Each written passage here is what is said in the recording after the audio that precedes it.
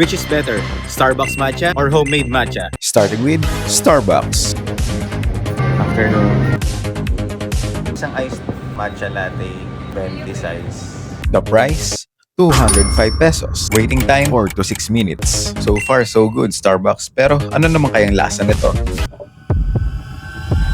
Ganun pa rin, syempre, lasang damo. Pero creamier siya, 4 stars. And ito, itong homemade matcha. The price, 325 pesos. Waiting time, 10 to 15 minutes of figuring it out. And after ng Sanda Makmak na tutorial na pinanood ko, ito na ang resulta. You be the judge.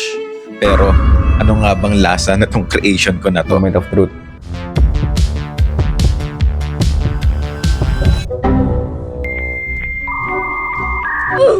Lasang-lasa ko yung pagka-matcha. Literal na parang tumunaw ako ng damo. Pero baka skill issue lang yun. 3 stars. Kaya naman, in-invite ko ang asawa ko na matcha ko na Ano shoot. rating mo dito sa Starbucks matcha? Siyempre 5 yan.